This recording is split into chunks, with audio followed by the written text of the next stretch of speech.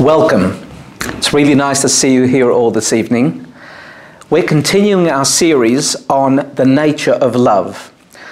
And we have spoken about 3 phases of love as the Alter Rebbe in the book of Tanya systematically considers, explores, and explains. And remembering that the Alter Rebbe is always using the notions of human emotional attributes really as a metaphor of the human-God relationship.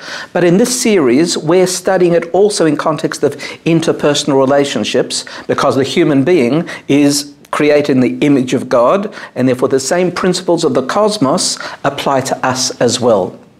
And we spoke about the natural love that we possess, and through contemplative and meditative effort, we can come to a much better appreciation of what the experience of love really is, Ahavas Olam.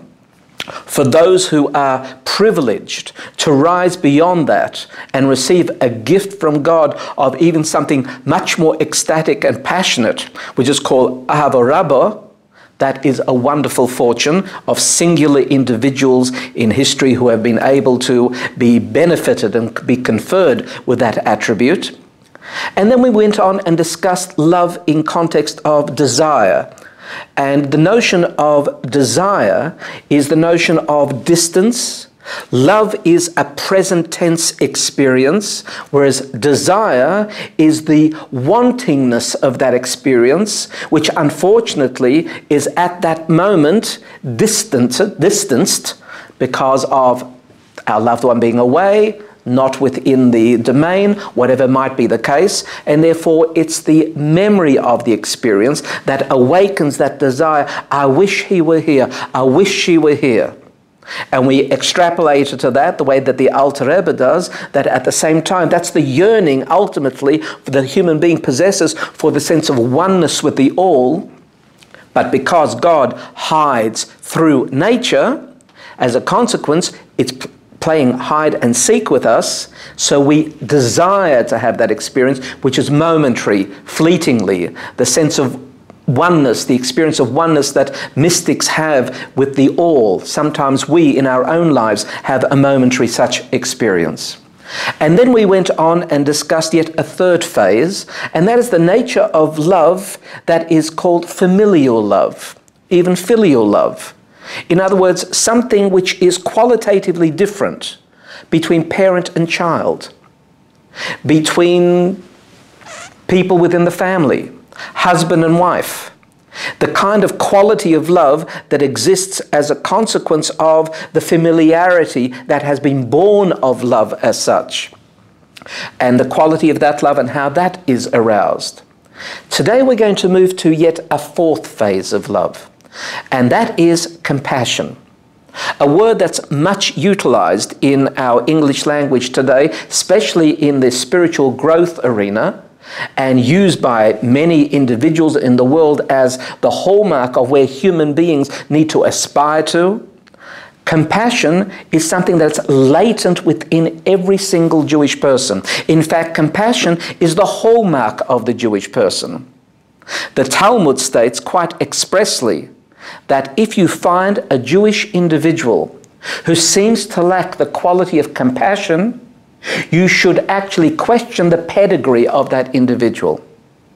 In other words, there's something very, very latently embedded within the Jew. Now, this is not to say that the Jew is a superior being to any other human being per se. What we're saying is that amongst the 71 different soul types, and there are 71 different soul typologies that God created. Don't ask me why 71. You'll have to send a letter to the editor, as I said. But Jewish is one of them. And each one of the 71 has their distinctive giftedness. The metaphor that we used previously, the symphony orchestra. And each instrument, each musician has to be true to the notes. And by being true to the notes, the whole sound of the symphony becomes beautiful. But if one instrumentalist decides to play his own song in the middle of the symphony, obviously it will upset the whole symphony as such. That's the same truth for creation. 71 type of souls, each one playing their own music, so to speak, and therefore each one has their gift of their instrument. Jewish people's gift is in this area of compassion. Not to say that other people are not compassionate. All soul types possess all these features, all the Sefirot, as we're going to discuss in a moment. But the one that's par excellence within the Jewish soul type is this particular one which we're discussing today, compassion. And we're going to have to discuss what the word compassion means. We have to go and understand how it differs from other words that we use, for example, mercy and the like. But let's go back a step, because to understand where we're up to, let's look at the spiritual antecedent to what is emotion. After all, emotions is already the way that the human being expresses in the world of Asiya, in the world of time and space, here, in this level of world. Of course, we exist at multi-levels, in different universes, spiritually speaking, which we call olamos, olamot, worlds, realms. And in each of these realms, we exist. But our consciousness is right here, deliberately so, in the world of here and now. Nevertheless, let's go over what is, in fact, the cosmogony and cosmology of the spiritual world. When God created the world, there's a methodology. This is not expressly stated in the Torah as such, because the Torah tells us, as a manual must, the instructions for our actions in life, for the way that the human being has to cultivate this universe, this world, in order to be able to elevate it to a higher place. But the Torah is not a narrative. It's not just a history book. Within each shape of the letter, within the juxtaposition of the letters, within the numerical equivalence of the letters, all these factors, including even the musical notations, which we call the trop, all these features provide us with a code to read this document, not just in breadth, narrative, but also in depth, another dimension altogether. 4 levels of depth: Pshat, Remez, Drush, and Sod. And the deepest level, Sod, is identified with Kabbalah. And therefore, it's at that level, for those who are able to, so to speak, break the code. And I'm not talking about the conventional use of the word code. Some books are written about the code of the Bible, etc. That's another use of the word code. The way I'm using the word is that there is deeper understandings of what is superficially the narrative. At the 4th and the deepest level, we understand that the world is made up of 4 levels. It's made up of the level of time and space, physicality, this world of dimension and time, which is understood to be 3 dimensions: the dimension of consciousness, soul, the dimension of olam, space, and the concept of shana, which means literally year, but it means from shinui, change, the process of movement of time. They're the 3 dimensions that we live in Asiya. The next realm above, which we are not conscious of, is the realm of Yetzirah. And the realm of Yetzirah is called the world of formation, the world where the form of what becomes ultimately matter, even the form of the spiritual elements within that realm, are formulated as such. And then we have the world of Bria, the world of Bria, the word bara, Bereshit bara Elokim, Bereshis bara Elokim, at the beginning God created, the world of creation. That's the world of separation.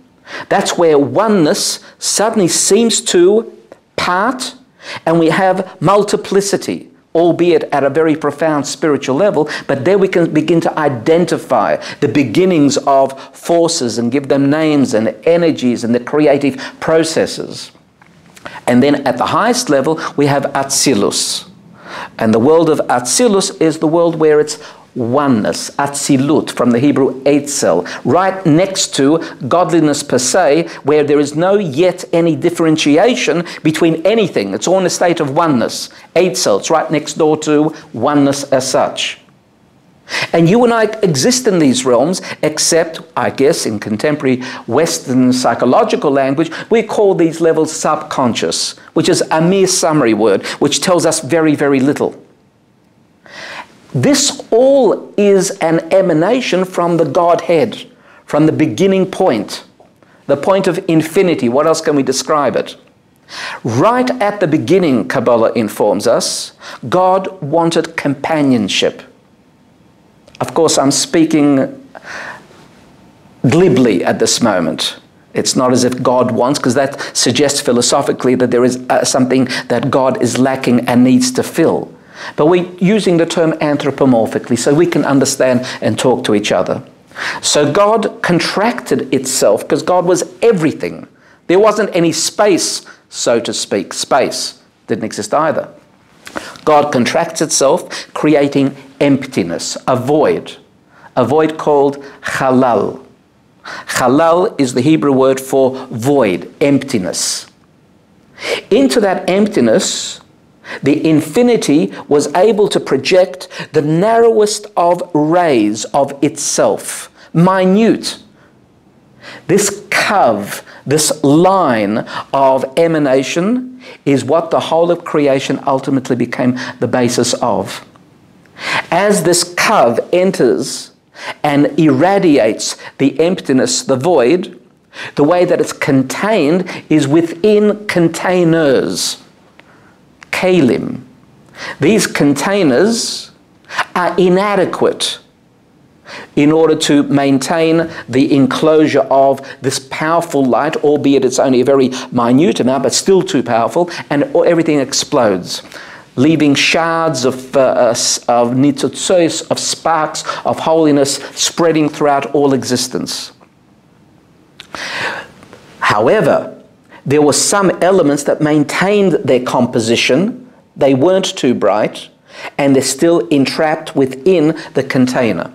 We call the container the klippa, the clipper. The clipper means a shell, or a peel, an orange peel. What is the function of a shell or a peel? It protects the fruit within, but there's also another dimension of it. The clipper, a shell, a peel, also hides what's within.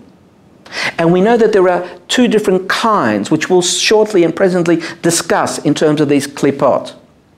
So coming back to our discussion now, having given this little overview, we find that amongst the energetic forces that flow into the cosmos to maintain it, which we call Sefirot, there are 7 which are the basis of emotion when they become personalized through the human being, and 3 of mind. The 3 of mind, Chochmah, Bina, and Das, and the 7 of emotion, Hessed, Gevurah, Tif'eret, Netzah, Hod, Yesod, and Malchus. We've been discussing Hessed and Gevurah as they become embodied within the human being. So Hessed, we said, is our expansive self, sharing, giving, contributing. Gevurah is our contracting self, withdrawal, holding within, constraining. And today we come to the 3rd one. Because if we have a tendency to do this, and we have a tendency to do that, in any one moment we need to have a balance of these to have a cogent emotion. When you say, I feel, it means you've already got a cogent emotion. But if you've got this happening all the time, how is it possible to have a cogent emotion? Comes the 3rd Sefira, Tif'eret. And Tif'eret superimposes upon these two, creating a balance. In other words, it becomes, in a sense, superior to Hessed and Gevurah in order to align them, to be able to create a unity. And then we have the triad of Hessed, Gevurah, and Tif'eret, and now I feel something. Whether that feeling is appropriate or inappropriate depends how I, the artist, the sculptor, can sculpt these energy forces into a beautiful profile. How do I do that? With my mind. Chochmah, Bina, and Das. The application of mind being able to create a wise Tif'eret conclusion, is what we will call possibly emotional intelligence. The emotion is intelligent. The compassion is well placed. In other words, my love is not foolish. I don't just express love. Love alone doesn't cut it, because I may love foolishly. The child says, give me, give me, give me. I love my child, so I give, give, give, and the result is the child is spoiled, spoiled, spoiled. Doesn't work. Therefore, I practice Gevurah, the assertive no. But even then, maybe if I keep practicing assertive no, even though it's justified, even though I'm practicing good parenting, but if I do it over and over again, the perception of the child, of me as a parent, might be warped. That I'm stingy, that I'm unable to shower the child with emotions. Even though it may be just. The child is naughty, and therefore I practice consequences. Rewards and consequences. Except my child is naughty, so there's more consequences. I have to be aware that I have to ameliorate my sternness, even though it's just. How do I do that? With Tif'eret. I'm compassionate. Compassion, as we'll see, means leaning towards Hessed over Gevurah, so the balance of the two is somewhere through the mediation of Tif'eret in favor of Hessed. The Friedrich Rebbe often was quoted as saying, you should look at people through the right eye, not the left eye. What could that possibly mean? We have two eyes. The idea being that there's a right and left in the cosmos, that there's a Hesed and Gevurah at large. Everything is two-dimensional in this respect, or shall I say dualistic. And that's where free choice arises from, the fact that everything is dualistic. So if we have a choice of preference of how do I look at this person, the Friedrich Rebbe always noted, look at that person with an overabundance of kindness, even though it may not be so justified. A notion of compassion, a notion of Tif'eret. So this becomes the initial discussion that becomes the precursor to what we want to discuss in terms of compassion. But at least we've defined our terms to some extent in a spiritual context. We are spiritual creatures. We look physical. We appear physical. But that's just a projection of our truth, our spiritual selves, being projected onto a screen of time and space, the world of Asiya. So here we are. Now we're going to go into a consideration of the compassion. But remember what I said in previous weeks, that apart from the natural attributes of these emotions, we are colored by the fact that we are descendants of our forefathers, Abraham, Yitzhak, and Yaakov. And the way that we are colored, or the way that there is what I prefer to call a spiritual genetic transmission, in the same way that we have a physical genetic transmission from parents and grandparents and antecedents that create who we are to a large extent, although we have free choice, despite what we are endowed with, even despite environment and despite genetics, you do have Bechira Chofshis, the capacity to choose, but it becomes an individual choice for each person, because each one of us has his or her own idiosyncratic genetic makeup and his or her own idiosyncratic environmental context. Therefore, we have to choose individually. Likewise, there is a spiritual transmission of a seemingly spiritual genetic code. And that is through Abraham, Yitzhak, and Yaakov. That their lives were so punctuated by a certain quality that all their descendants inherited spiritually that quality. We call therefore Abraham, Yitzhak, and Yaakov our archetypes of Hesed, Gevurah, and Tif'eret. Hesed, the quality of outward flow, is the result of Abraham. Who was Abraham? Who was Abraham? You remember the story. You remember the narrative. Abraham, child, raised in a household which business was manufacture and production of idols. Roaring business in the day. Remember, we're talking about polygamous and polytheistic Mesopotamian society. And therefore, little Abraham is raised in this milieu. And what's more, his home environment is one that is completely idol-oriented. You would expect the product of such a home to be so profoundly affected by the environment and the home setting that what chance is there for this young boy to become who he did become? And yet there was something so profound within him that even as a child, he recognized the stupidity and the short-sightedness of idol worship, and he became the first major monotheist, bringing monotheism back, because of course it existed in earlier times in terms of Noach and Shem and Ever. You remember the great Talmudic academy of Shem and Ever, the yeshiva of Shem and Ever. Who was Shem and Ever? Yes, Shem was the son of Noach, and Ever was the great-grandson of Noach, and therefore they were imbued with the Adamic, from Adam, teachings, which were completely linked up with the truth of creation. But there was a period of disparate distribution of population of the world, and many moved away from that tradition. Here was little Abraham recapturing it, monotheist, overcoming his home situation. He breaks the idols at one stage of his father, Terach, and asks his father, how come the idols didn't fight back? What sort of power do they have? Terach is completely upset by this whole thing. What's his rebellious boy all about? Nevertheless, Abraham, through his strong affinity of connectedness to the abstract God, a very strange notion of the day, and his capacity to share with himself with this God, the givingness, and his whole life is characterized by it. He's described as a salt shaker by the commentaries. Everywhere he went, he sort of shook a little bit of spiced salt to make the act of radical life become something meaningful.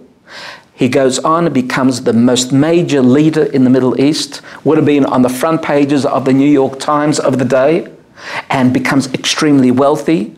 And he and his wife Sarah, their whole life is dedicated to outreach. They are the first Chabadniks.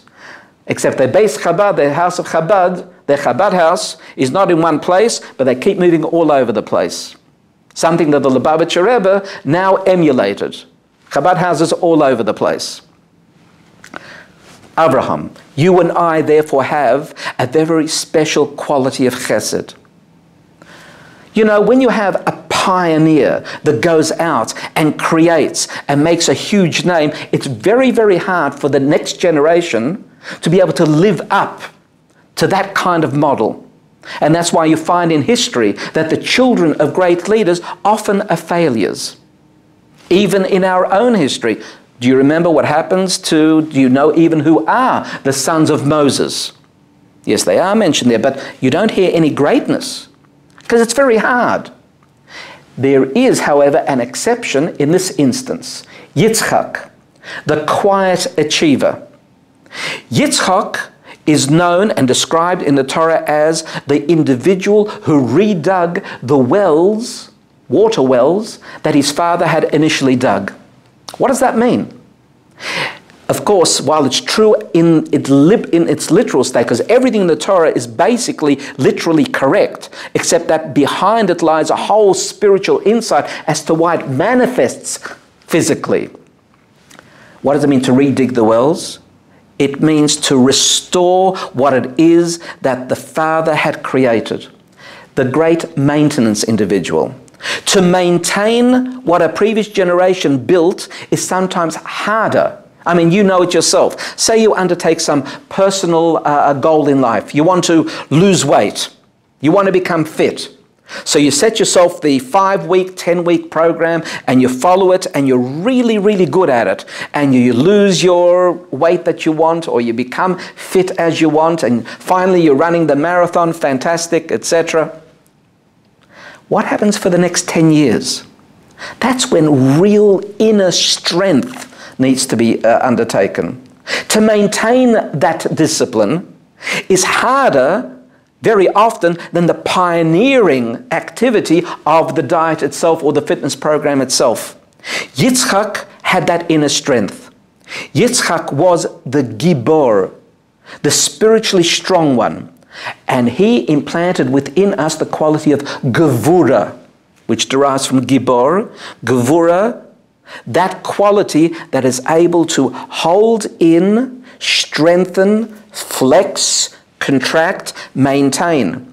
And we have it in history later on also. On many occasions, two generations complementing.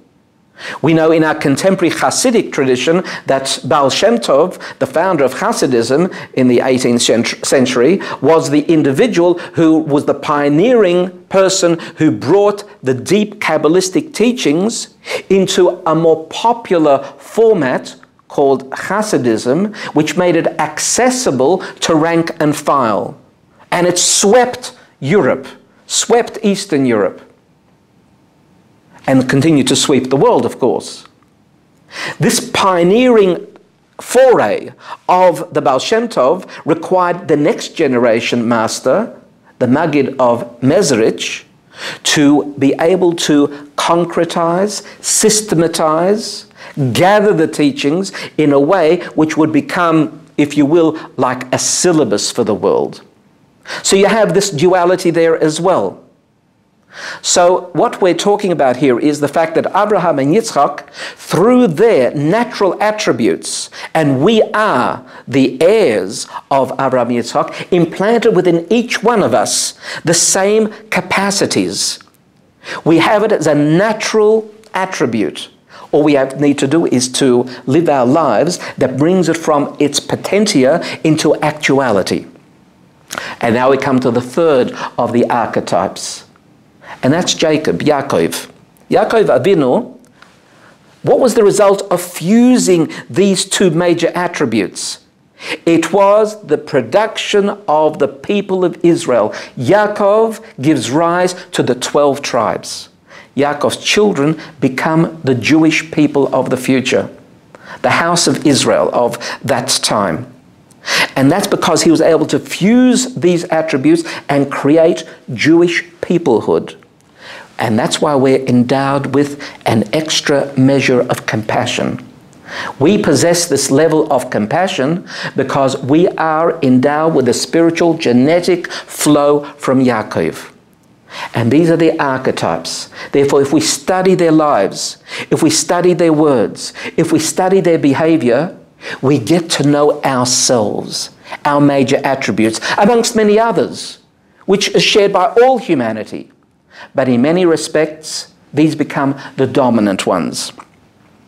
The question really is now for us to consider, okay, we have these attributes. How do we bring them out of the potential state into actuality? How do we actually create compassion in the everyday life? And this is where Chabad Hasidism excels. To take the theoretical constructs and to be able to allow them to present in a finite physical world in a practical, everyday way. So let's consider ways and means of arousing these things. We've discussed before that the way that we primarily do so is through inner work, contemplation, meditation, and under those circumstances, being able to arouse it from within.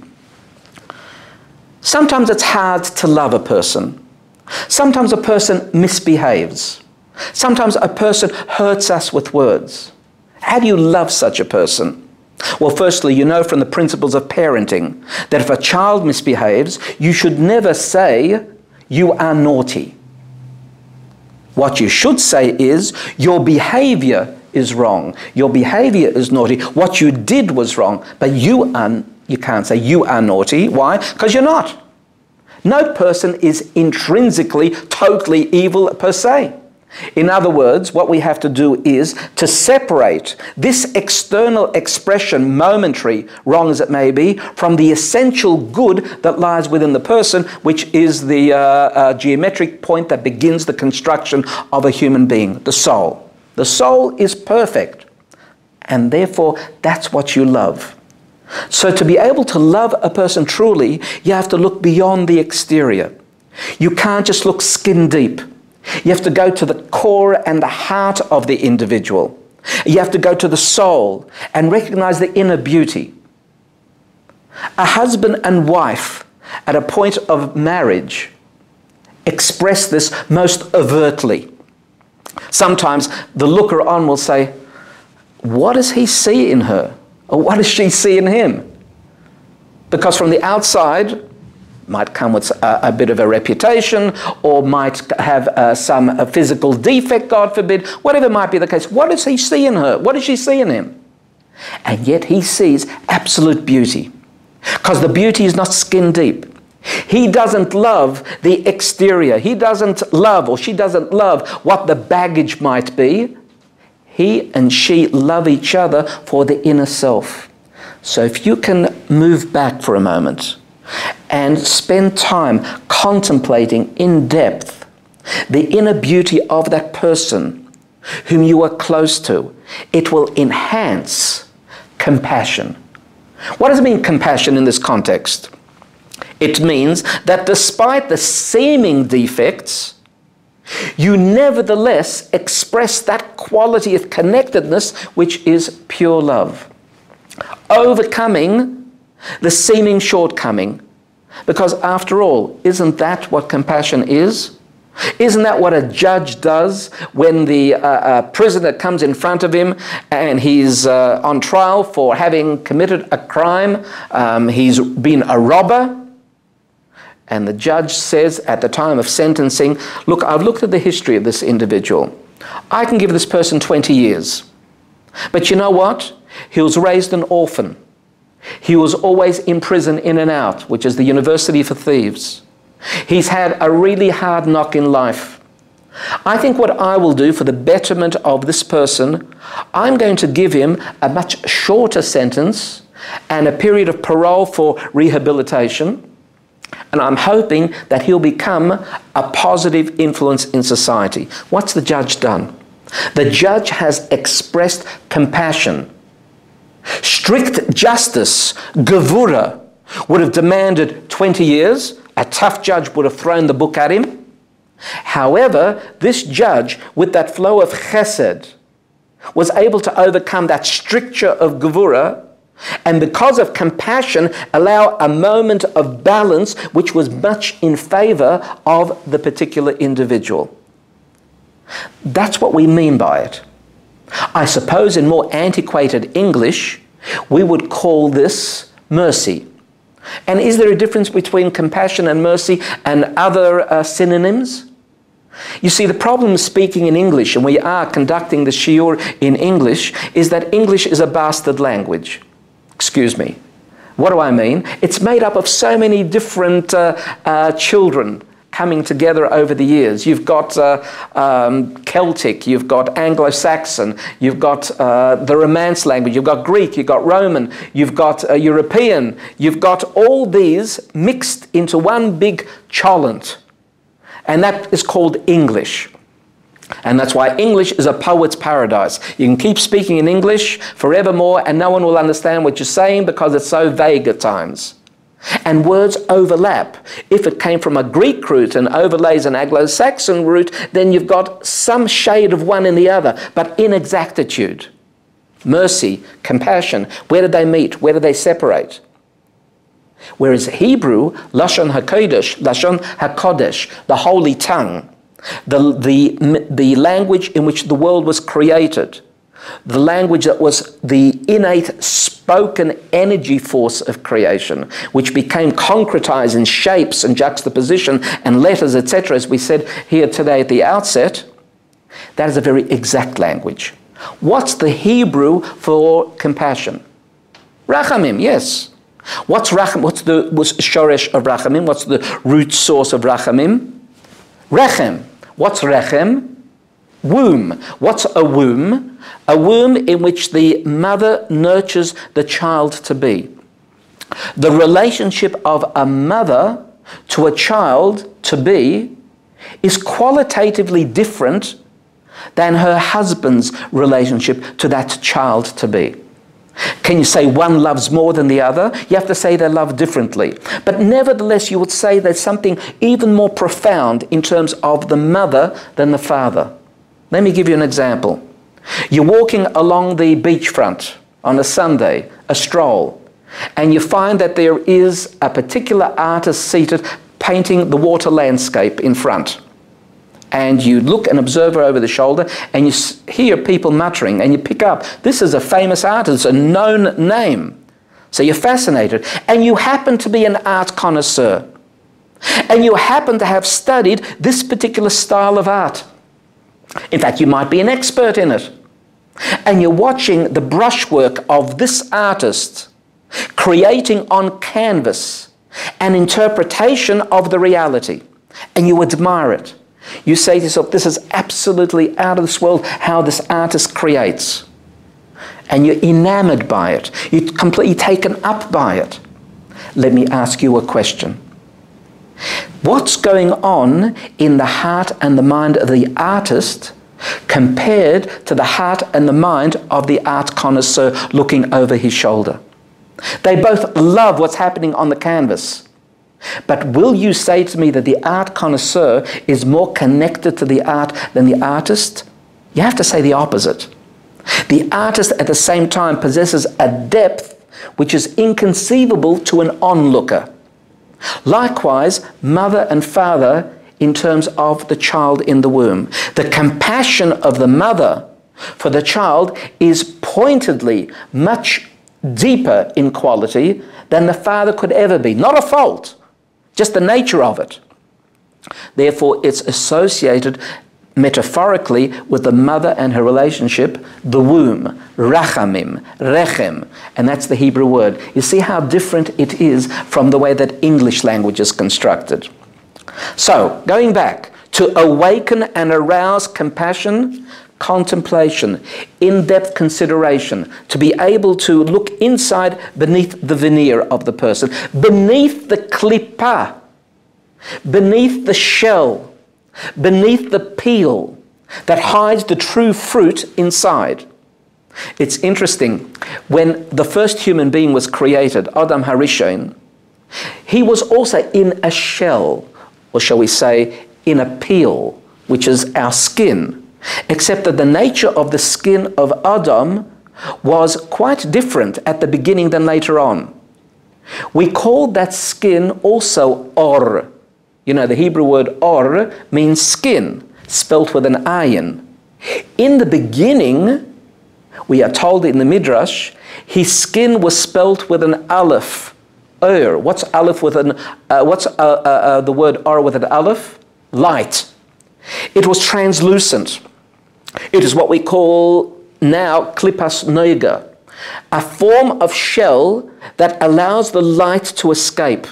It was visible. In fact, we're told that the material of the skin was the material that our fingernails is made up of. And the neshama shone through. The essence of spirituality was patently obvious. However, once he ate from the pre-Eitz Hadas, from the tree of life, tree of knowledge, good and bad, at that moment, there was a very major quantum change in the nature of the human being, a very profound one.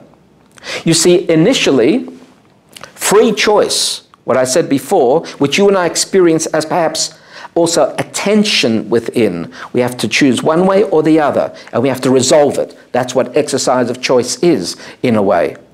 Therefore, when you resolve it, then you feel that release of pressure and you've come to a conclusion. That's an internal dynamic. In the beginning, Adam didn't have that internal dynamic. How did he exercise choice? In a way that you and I can't begin to experience or contemplate. Choice for Adam was self versus nachash. What was nachash? You know, you translate it in English as a serpent. But Nachash wasn't a serpent at that time. Nachash was a humanoid, two-legged creature. Not unlike Adam in many ways.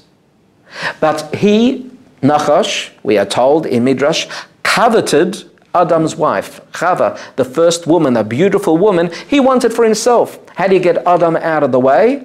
Well, let's trick it. Let's trick Adam. He took Chava and said to her, you remember that tree that you're not allowed to eat? Forget it. Not true. It's just a warning. God doesn't want you to be as clever as him. Didn't God say not to touch it? Watch. And he pushed Chava against the tree and nothing happened. See, you touched it. You didn't get zapped. And Chava starts to believe Nachash and eats from the fruit. And then, not to be alone in this, gives Adam to eat. And they eat. What happens, remember, this is at the same time a very major spiritual story. It's telling us what's happening in the change of the energy forces that continuously create the human being. The result was, what was previously a tension which we don't understand between Nachash and Adam became internalized in Adam, and we have inherited that free choice mechanism within. That's giving us a little bit of a sense. The klippa, at that point, the skin that Adam previously had a translucency that allowed the soul to shine through, suddenly became impervious. The light didn't escape, and it became or with an ayin, which is skin, as you and I know it. That's just an interesting aside. At that point, the practice of compassion becomes a matter of inner juggling, wisdom flowing, impinging on the feelings, being able to express the emotion of compassion as a result of a confluence of forces happening within, and we make a decision. This prisoner will only be given 2 years instead of 20 years. A flow of compassion takes place. Cogent feeling. That's the result. So this is the idea of the spark within shining out, and the notion of klippa, which is often taught in Kabbalistic classes, and I've seen some stuff there on the internet to do with Kabbalah and klippa, and I can tell you, very, very far from the original sources themselves. Let me speak about one further dimension in terms of compassion and the embodiment of our capacity through Yaakov, just to show you how spirituality expresses physically. You will come across a very, very interesting verse, a verse in the Chumash that says, and Jacob kissed Rachel. Yaakov kisses Rachel. Rachel's a little girl. He meets, after traveling, this person who as a youngster is destined to become his wife. And he kisses her, innocently, obviously. The Torah, at its deepest level, at the level that we're talking about, Pshat, Remez, Drush, and Sod, at the Sod level, the Kabbalistic level, as explained by Chabad Chasidus, makes it clear that what takes place is a cosmic event. Who is Yaakov at the highest levels? If he's the embodiment of compassion, if he is the embodiment of Tif'eret, where is Tif'eret? Well, Tif'eret exists here in the world of Asiya. It's one of the 7 Sefirot, one of the 7 energetic flows, but it exists as all 10 do in the next world of Yetzirah, and it exists in the higher realm of Bria, the same 10. They all interlink like a chain, a shalsheles, and it exists in the highest realm of Atzilus. In fact, Yaakov is spiritually the embodiment of the highest level of Tif'eret, which is in the realm of Atzilus. Who is Rachel? Little Rachel is the embodiment of Malchus. What's Malchus? Malchut. It's the lowest of the 10 Sefirot, but when we say low and high, we're not talking about qualitatively, one's lower than the other. What we're saying is its individual nature is the result of the others. Malchus is the container. The other 9 pour into it.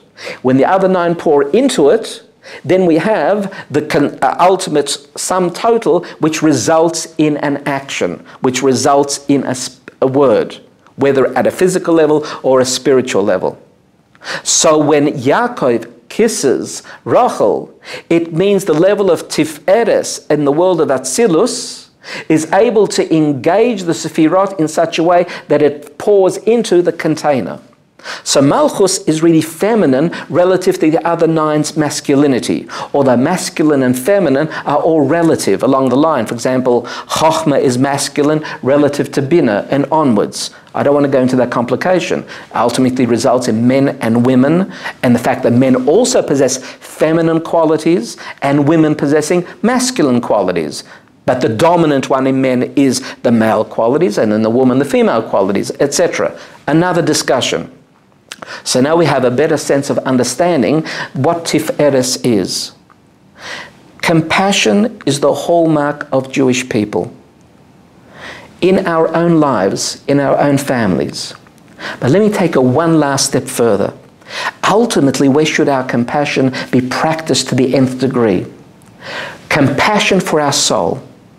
Compassion for the spark of godliness that's within each one of us, entrapped in the clipper, in the body that no longer shines. And what we have to do is contemplate and meditate on this element of ultimate goodness that is inherent in each one of us. Each one of us is absolutely positive and good at the core. When we get it wrong, it means that it navigated the obstacle course of the body, and the obstacle course of the body won. The lower order self, the nefesh bahamis.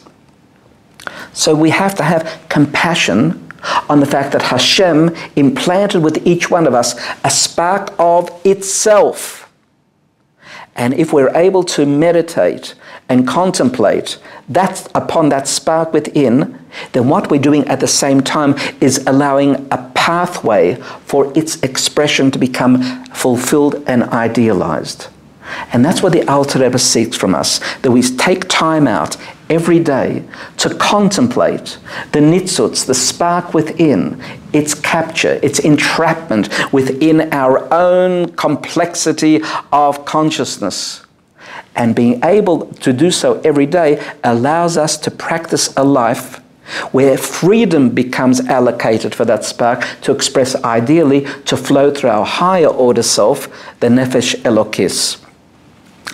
So that's a little bit about that facet of love. That facet of love that we loosely call compassion. Can you see how in our tradition, the emotions are not some nebulous flows which are not able to be articulated. We have a very systematic understanding of what makes up an emotion. And I'm only treating in this series Hessed, Gevurah, and Tif'eret. Imagine if we went to the greater depth of the other four. Netzach, Yesod, and Malchus. The complexity is there. There are 7 emotions, and each is made up of each other. So there's a template of 49 emotions, 7 times 7, because each is embedded within the other. As I said, a Hasidic psychologist would have at his or her fingertips a template of no less than 49 emotions. That's a powerful instrument, much more powerful than anything that I have ever studied in Western psychology. So let's leave it there for this occasion. And next week we conclude the series, and we're going to talk next week about the nature of reciprocity in love. How by our own loving repose, we actually change the other person to also be able to reflect that. So stand by, and we'll continue next week. Thank you very much. Have a good night.